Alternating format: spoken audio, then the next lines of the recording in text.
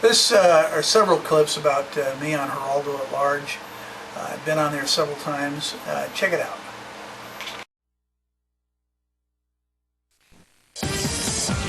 Live and at large with a Fox News World exclusive. You've seen him in cuffs and in court. Not guilty of the crime of murder. Tonight it's O.J. Simpson like you have never seen him. I'm gonna lay down, you guys lay down, do whatever you want to do, I watch. In the Raw, in his birthday suit, about to begin a drug-fueled pay-per-view orgy. Last week, we grilled the man who set up the Las Vegas sting that got the Jew stung on charges of armed robbery.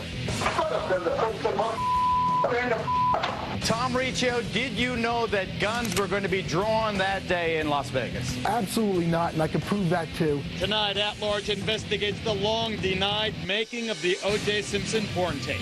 What's fake? What's real? And O.J. on the telephone saying he wants more money. All that money you're talking about, I can use.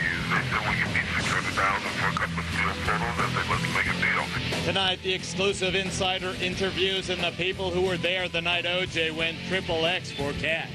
You're saying that you were involved in the actual production of the O.J. sex tape? I was there. I wired up the room and I wired up.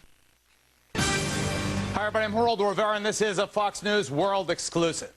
If you think O.J. Simpson has hit rock bottom with the alleged armed robbery in Las Vegas, I've got news for you. This man with neither shame nor scruples, faced with the challenge of making money but keeping it out of the hands of the families whose loved ones he murdered 13 years ago, to whom he owes a judgment of more than $33 million. Also teamed with a known mobster and others to make a porno tape. Long rumored but always denied, the tape stars Simpson, his longtime on-again, off-again girlfriend Christy Prody, and a professional softcore porn star and former Playboy playmate named Patty Caprice. Simpson, through his lawyer Yale Galanter, has acknowledged that O.J. was indeed with the two women on a February night in Florida in 2001, but denies the trio ever made a sex tape, saying any such tape is a fake. Quoting Galanter, "This tape is garbage, and we can prove it. O.J. wouldn't do anything like this." Oh, yes, he would. Over the course of the next few minutes, we'll show you clips from the porn tape. The sex parts are edited out because we don't think they're legitimate. But you will see a naked Simpson with the two ladies, apparently doing drugs. You'll recall that girlfriend Christy Prody has had numerous incidents involving substance abuse.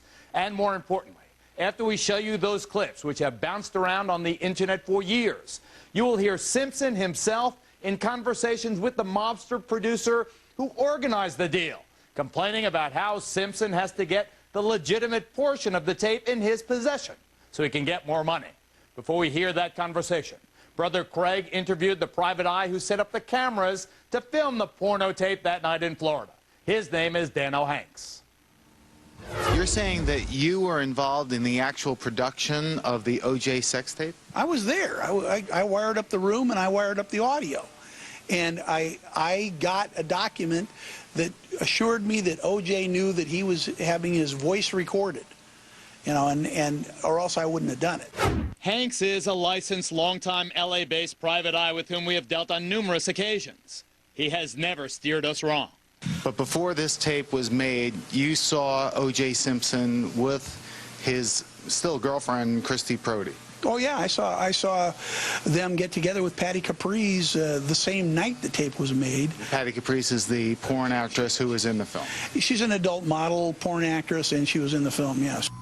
Hanks tells Craig the idea was that Simpson wanted the sex encounter to appear captured on tape without his permission. They were all waiting for it, and they were all giving us the cues as to when it was going to happen and when to start the tapes rolling. Michael Gilbert got a phone call about 5 minutes before O.J. arrived, and O.J. was on the phone to him. And he said, and he turned around and looked at us and says, "They're coming up the elevator now. You can start the tapes rolling." It was to be shot as if done without Simpson's knowledge or consent. Otherwise, O.J. feared no one would buy it if they knew he was going to profit from it. But O.J. got cold feet at the last minute. O.J. and his representatives contend to this day that it was not O.J. Simpson in that sex tape. Well, there's a portion of the sex tape that was recreated, but OJ was in that room, and he did have sex with the girls, and it was his original intention to make the video. He got paid to make that sex. He was paid in advance. How much was he paid? From what I understand, he got like $100,000, and his agent got $25,000. We drilled holes at in the baseboards and under the carpeting, and ran the wiring to the next room next door to OJ's room. Or not, it wasn't OJ's, it was Patty Caprice's room. She was the one that was officially checked into the room. She's the porn star who was seen in this. Paid $10,000 to make the video. We then set up essentially what would look like a control room inside the next hotel room. It had 4 monitors, 4 recorders, and we could at any one time switch any one camera to a bigger screen so that we could look at what was going on the tape. But you heard OJ having sex with these girls. Absolutely. You know that OJ was in that room to have sex with those girls because you heard the whole deal get set up. Yes, I did. And then, you know, after the time went by, he gets up off the thing, he puts his clothes back on, they go back into the living room for a few minutes, and they say their goodbyes, and OJ and Christy Prody leave the room. Now, what about the producers who paid OJ to have sex on tape so that they could sell it? And they were highly pissed. I would imagine. And what happened was, before the end of the thing, as soon as OJ had turned the camera, one camera away and yanked the other one out, Michael Gilbert took a look at the mafioso guy and took a look at, he goes, well, you know, I don't know what's going on here, and he acted very nervous, and he said, I'm going to go have a smoke, and he left. He never came back. Don Brown took all the tapes, and then we were left to clean up the room and pull all the equipment out, and all the plants and the tape machines and everything. We kept all the equipment. I still have the actual cameras that were used. Cameras that capture the playful would-be porn star waving, and the trio doing what appears to be drugs. Do you contend that OJ ripped off these mafioso types? He took the money for this porn tape and ran? Oh, absolutely. I think so. And I know they threatened him. And his attitude was, so sue me. Oh, yeah, I mean, the guy's got some big ones. What proof do you have? What documented proof do you have that you were involved in this? Well, I kept a file of most of the people involved. And on this thing, it says, accepted and approved, O.J. Simpson signatures right there. So Hanks alleges that O.J. took the 100 grand, had sex and drugs with the women, but then left, feeling no video evidence existed. You contend that O.J. Simpson knew that this sex tape was being made. Absolutely, and I've showed you the documentation, but one of the things that he wanted, he had certain rules for setting this up. He wanted it to look like he was caught in a sting. He knew that people might not buy the video if they thought he was going to receive any money for it. And so he had come up with this idea to shoot it in such a manner that it looked like it was done in hidden camera. During the days prior to the actual shooting of the video, we would meet at the bar with Mike Gilbert and with the 2 girls. Christy Prody was there at the outside bar, and so was Patty Caprice and my late partner Fred Vallis. They were all there. And they were photographed there by photographers from the Globe. You contend that O.J. had a contract with the mob to do a sex video, took the money, but then turned the cameras around, but still had sex. Absolutely, absolutely. You know, I mean, he can deny all he wants that it's him on the tape, but it's him on the tape. But how do you characterize O.J. then? He's a guy who just thinks he's invincible. He does what he wants. He has fun. He goes out and enjoys life, and he figures. I guess once you get away with murder, you pretty much figure you can get away with anything, you know. And so far, the rules have never applied to him. They might apply to him now. They might apply to him now, maybe. The odds are 5 to 6 on that, AJ. Now, the only reason we care about O.J. Simpson making porn tapes for cash is to demonstrate the various ways that this guy has successfully kept money from the Brown and Goldman's families. Last week, you may recall, we heard a tape from Alfred Beardsley, one of the alleged victims of O.J.'s armed robbery in Las Vegas, complaining that Beardsley, was the man who helped O.J. set up his offshore bank accounts. So you wonder what else Simpson's done to raise cash. Snuff films? Joining me now from Los Angeles, our brother Craig, private investigators Danno, Hanks, Okay, we'll introduce the other private eye in a second. He's got another role to play. So, Craig, we have no doubt but that is Simpson. The portions we showed are all O.J., and I've stared at it a million times. We've looked up close. It sure looks like him, and hearing from Danno, certainly I believe it to be him. But, Craig, what do you think? Well, I think it is because of Danno's story, and also we have two other corroborating witnesses, people who were involved in this film, who totally comply with what Danno told me in that interview, Geraldo. And Danno, you look pretty excited there. What about it? You swear to God this is O.J. on these in this tape? I was there. I had gotten involved in this project because I thought it would be an opportunity to find out what this guy was up to back then. And I was around for 3 or 4 days and saw O.J. with his agent at various meetings. The night. By agent, you mean Mike Gilbert? Mike Gilbert, yeah. And the night he got together with the girls, I was there in the strip club when he was meeting with them, and I had a couple of drinks with O.J. And now tell me about Don Brown. Danno, tell me about Don Brown. Is Don Brown the mafioso or the mobster you allege? Yeah, Don Brown was originally from New York. He'd been busted for multiple times in New York for drug crimes. And I'm not talking about Mickey Mouse drug crimes. One of the last time he was arrested, it was for 100 kilos of hashish. And he was always looking for ways to make money. And somehow, years ago, he had gotten introduced to O.J. and had done one deal with him. When O.J. had made these telephone calling cards, he set up that deal to help raise money for his defense. For the defense, all right. So he's a sleazebag, a convict, but Don Brown's dead now, right? Don Brown died in about 3 years ago. He had a heart attack and died. It was about in his 60s. And he came up with, O.J. and Mike Gilbert and him dreamed up this scheme about doing this. The porno scheme.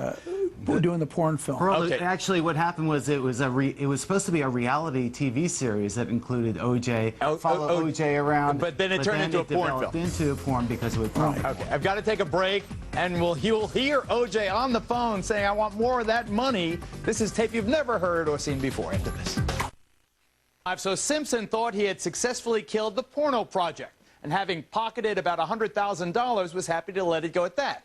Then he heard that a sex tape was making the rounds on the internet. Simpson was furious, and he attempted to retrieve whatever tape existed, real tape. Angry, he called one of his would-be partners, demanding to know how that tape of him and the women was made, and why he didn't get more money for it. The conversation between O.J. Simpson and a drug-dealing, mob-connected FBI informant named Don Brown has never been broadcast. Listen. I don't know why he told the guy that. And I said the only place anybody could have filmed me and Chrissy having sex is in my house, Okay. Well, anyway, look, you can rest assured two things. These films will stay locked up. No one got an image for me, not a word, not a syllable, not a sound, nothing. You hear me? Well, I need to get... I'm going to get him to you. On the couch. I need to get the couch stuff. And I haven't seen him yet. I just heard about him. Get on that internet site I told you about and see what you see. Follow me? I'll look it up. And then that's the problem they got. They got paid for these pictures. Well, they must have. Yeah. Well, they're trying to sell them. I think they got him up there trying to sell them. What is that? What is that picture to sell? How do I know? I mean, I think it's funny. What money is in that? To me, that what Mike them are trying to do is get the impression that there's more to come. Yeah. For this, there's more to come. Yeah.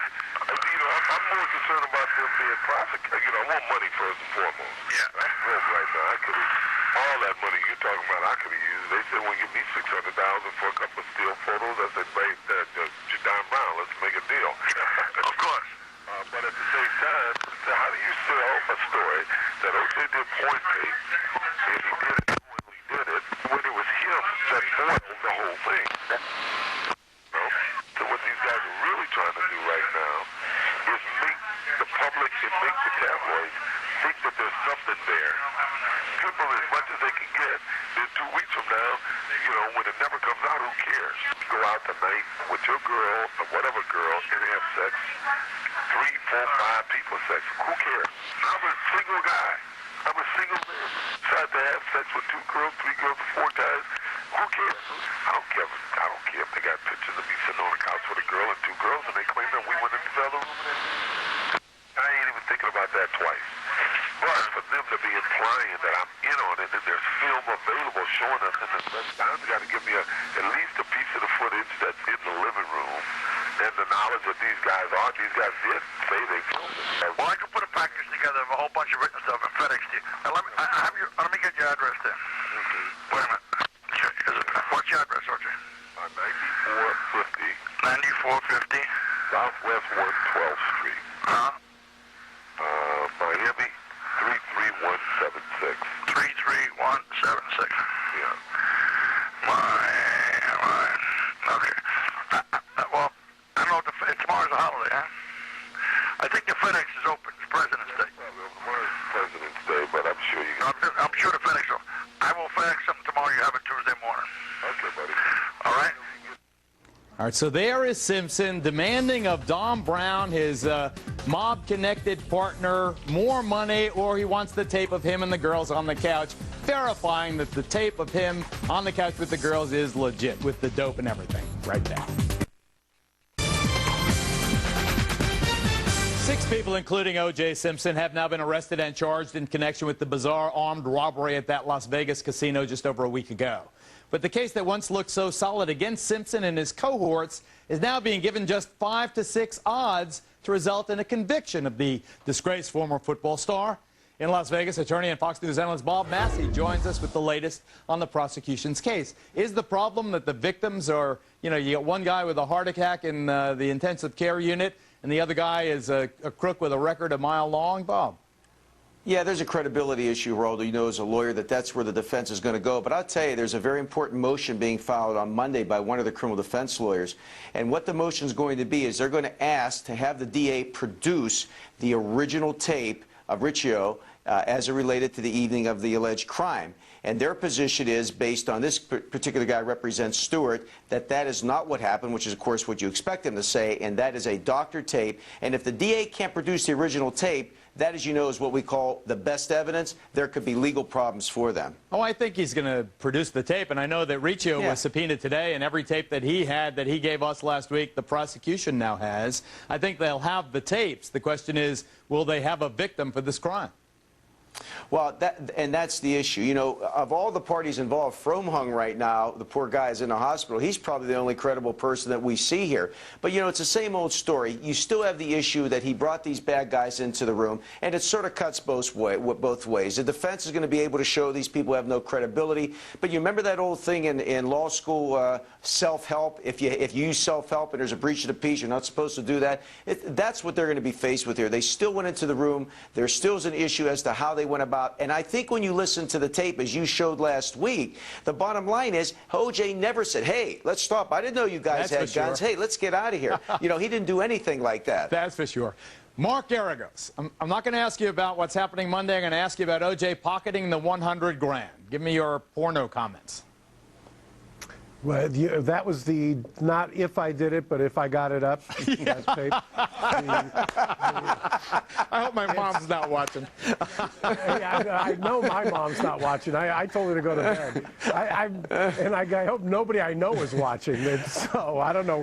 How am I supposed to comment on this? Give it to Janine. She's an expert on this area. Leave me out of it, Mark. Leave me out of it.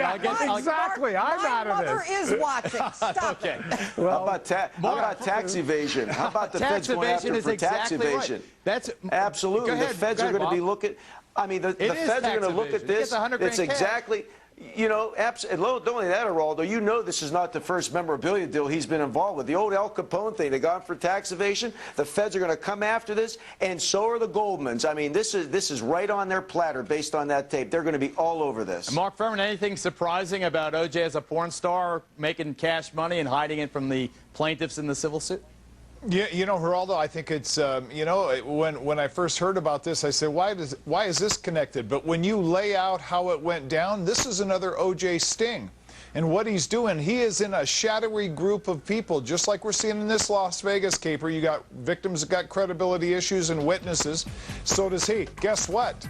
He never thought anybody called the police, just like this tape. I don't know, Mark. Those two girls look a lot better than Beardsley and Fremont do. Well, yeah, I'm sure that's true, but still. On that uplifting note, let me take a quick commercial break. Much more to come now.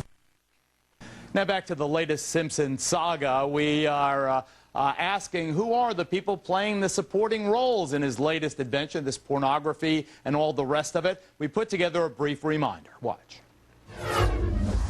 When he was talking about the confrontation with Ron Goldman, he described Ron getting into a karate stance. O.J. Simpson ghostwriter Pablo Fenves on the unusual process of writing the Fallen Football Star's book, If I Did. He said, look, we have to remind people that this is hypothetical, and I need you to put a line in here saying, hey, people, this is hypothetical. But the way O.J. described the double murder to Pablo left few doubts in the writer's mind about the juice's true nature. I assumed that he had gone at the end of the alley, made a right to Bundy in Montana, and then made a left to Samaseni. And then he said, no, why would I have gone that way? At the end of the alley, I made a left turn, and then I made a right on Gretna Green to Samaseni, and on home from there. And then he must have seen the look on my face, because he said, well, that's the way I would have gone. With cash drying up and constantly having to dodge the Goldman family, O.J. has resorted to hanging out with hoodlums, con men, and bargain basement criminals. In other words, people just like him. For example, O.J.'s porn tape producer is the man who apparently used a phone card scheme to raise money for Simpson's 1995 murder trial.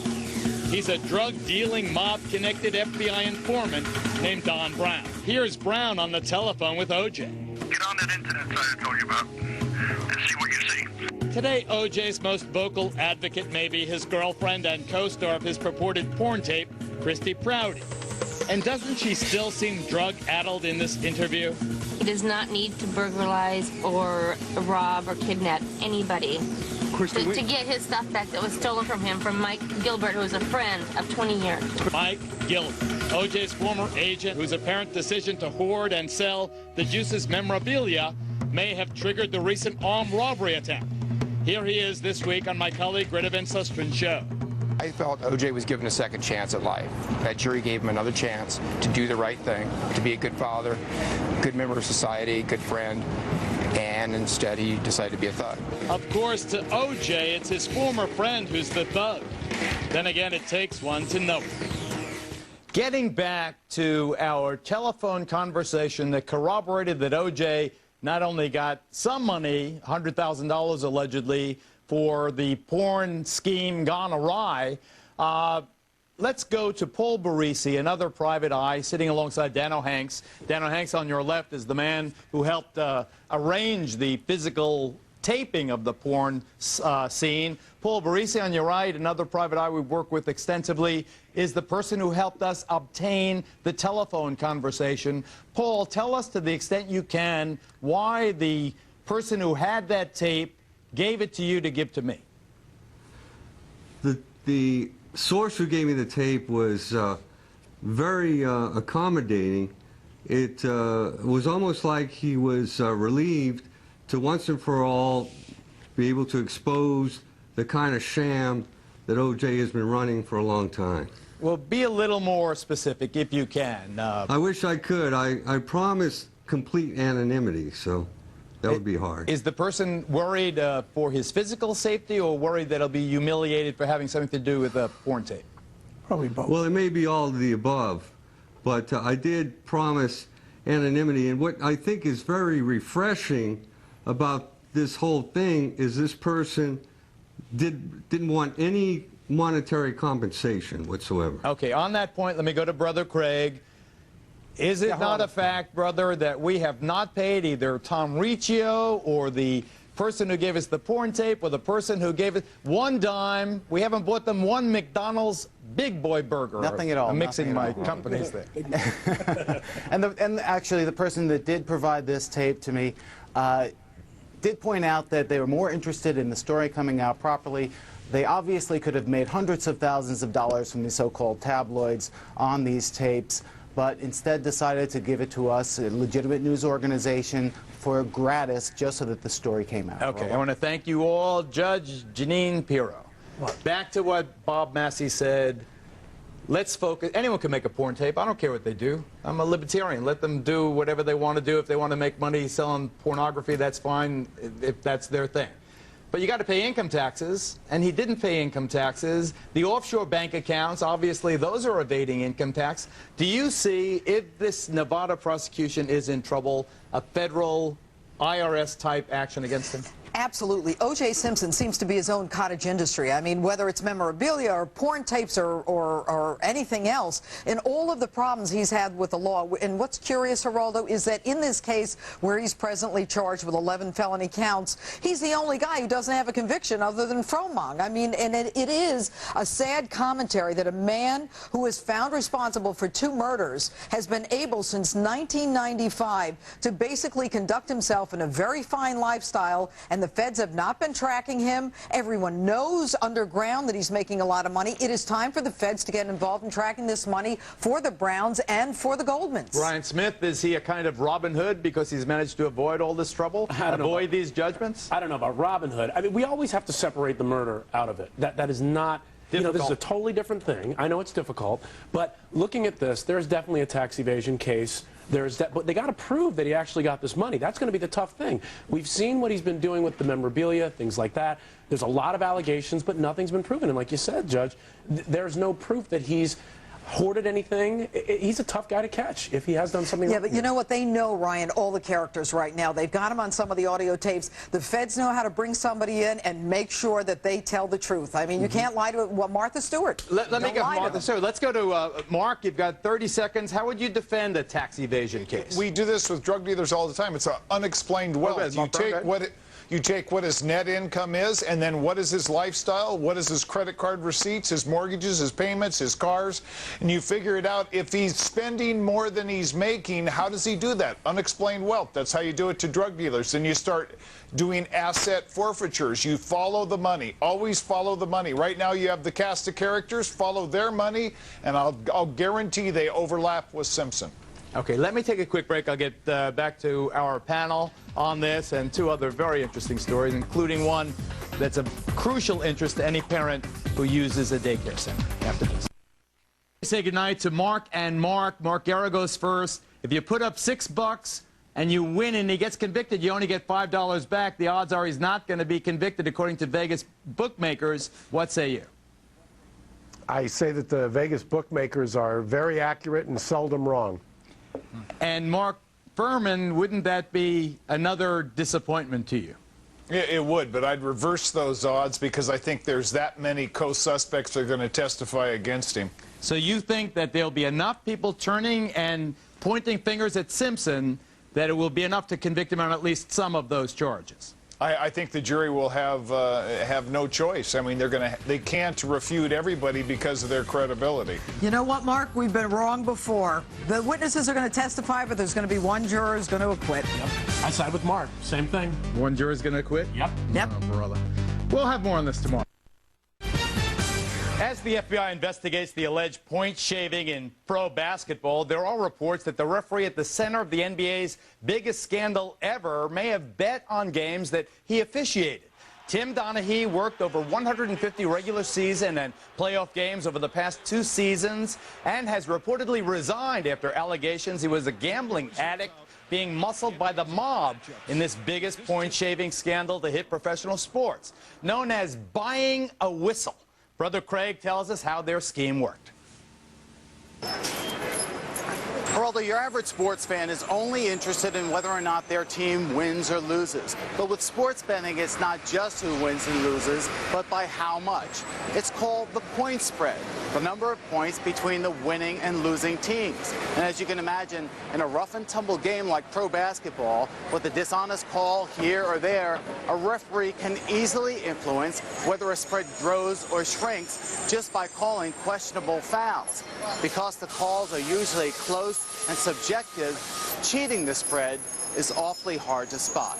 Sure is. Thanks, Craig. The NBA betting scandal is no surprise to my next guest. For 4.5 years, Private Eye Danno Hanks worked undercover for the FBI, penetrating the Gambino crime family's bookmaking operations and ultimately helping take down more than 100 people involved in illegal gambling and fixing games.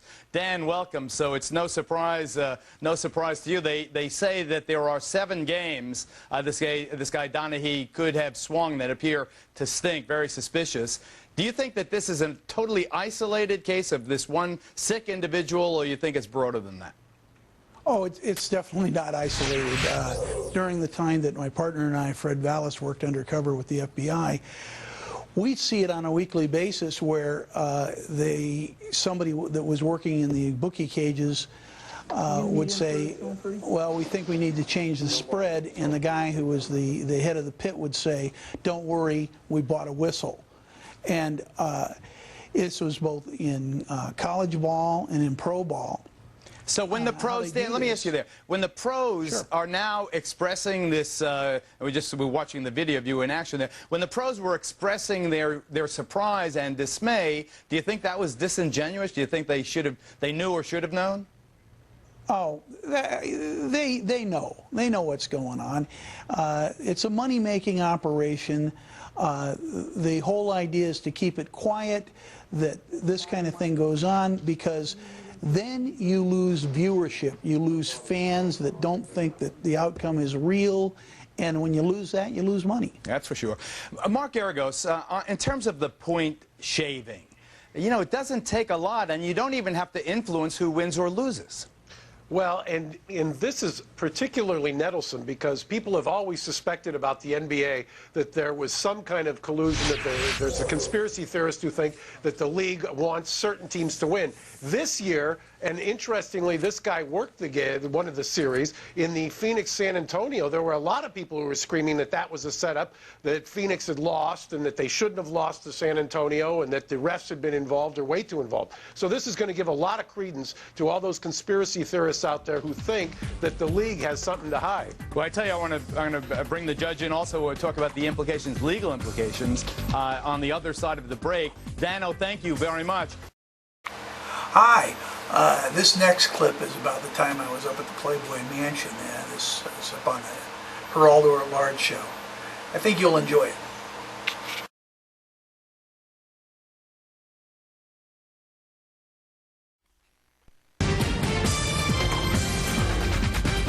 What about wild orgies at your parties and things like that? How true is that? Well, the two great rumors are, of course, that it's orgy time all the time, or else the opposite, that it's all very straight and just a promotion and a business enterprise and all very square. I guess the truth lies, you know, somewhere in between. Somewhere in between. Somewhere in between. All right, no charges will be filed. That's the word from the LAPD following allegations last week of a possible sexual assault during a party at Hugh Hefner's Playboy Mansion. The cops confirmed that a 22-year-old woman did claim to have been raped while unconscious at the mansion during Hef's famous Midsummer Night's Dream pajama party. The perpetrator of the alleged rape was 17 years old. She recalls at one point having sexual intercourse with a minor and pushing him away, said Sandy Gibbons, the spokeswoman for the district attorney. The alleged victim claimed memory loss and decided not to pursue the case after all. So, quote, this morning we were informed by LAPD that their investigation has concluded with no evidence of any sexual assault having occurred at the Playboy Mansion, said Rob Hilberger, a spokesman for Playboy Enterprises. Well, former Playmate and our resident clinical psychologist, Dr. Victoria Zadrock, has been to a Playboy Mansion party or two, and so has private investigator Danno Hanks, who at one time was part of the security detail at the Playboy Mansion. Dan joins us from Hollywood. Dr. Zadrock, you first. First of all, what's a 17-year-old doing at one of these mansion parties? I assume they're pretty strict about that. Yeah, that's an interesting observation you make, because I actually looked up the Playboy mailing list, which is a group of fans discussing this event and other Playboy-related issues, and there was an observation made that Hefner's son, Marston Hefner, happens to be 17 years old. Is there an allegation that he was the alleged perpetrator well, in this there's some non-existent rape? supposition that it could have been him, considering that not just any 17-year-old could make it to a Playboy party. I mean, it's really not for minors. Yeah, I haven't seen many kids in the few times that I've been there. Now, what about that question I asked Hef those many years ago, whether it's purely a business tease, a proposition, or is it a wild orgy? Well, it's definitely not a wild orgy. However, you do see a lot of people making out, and it's not unusual to walk in on a couple making out in some corner, but it's not a one big orgy. Making out meaning what? You mean? Meaning kissing or even going further than that. All right. I guess that's far enough on that one. Danno, what do you know? I mean, what did you see during the time you were on duty there? Well, the main thing is that most of the parties are so well secured as far as security guards being there. There's a good crew of about 24 security guards. Trying to pull something off is very unlikely because the grounds are heavily patrolled, especially during parties. They have people that try to jump the fence or get into the parties illegally, and they're bounced out pretty quick. So for something like that to happen, it's really unlikely. But what about what Dr. Zadrock suggests, that there is consensual, fondling, mutual fondling going on at the very least? Yeah, that happens. And could a woman get so wasted? Could a woman get so wasted that she was unconscious enough so someone could take advantage of her? Well, that could happen, yeah. The alcohol is there. There's open bars, and if somebody doesn't keep tabs on one of the girls, it could happen. And what do you think of Hef's physical endurance? And now he has this program with these three babes that's in its third season now, doing very well. Well, let's just say, Hef is the spokesmodel for Viagra. And he's open about that. He's Mr. V? Yes, he's Mr. V. Mr. H is Mr. V. And Danno, do you miss your days there at the mansion? Oh, it was like being at Disneyland. I could come and go, and it wasn't so much what really happened there. It was what all my buddies thought was happening. I was there with my wife Erica, actually. The last party I was there was the 25th anniversary, the 50th, what is it, the 25th anniversary of the magazine, one of those. Anyway, it was a lot of fun, but it would seem pretty straight to me. I didn't see anyone raping anybody. But it'll be interesting to see the identity if it comes to that. But now that the case has been dropped, I assume we won't hear much more about it. I don't think we're going to find out. And I can imagine there was some kind of settlement made to make someone forget. I'm not alleging anything. Don't come after me. Everything's very straight at the mansion. Dr. Z, thank you very much.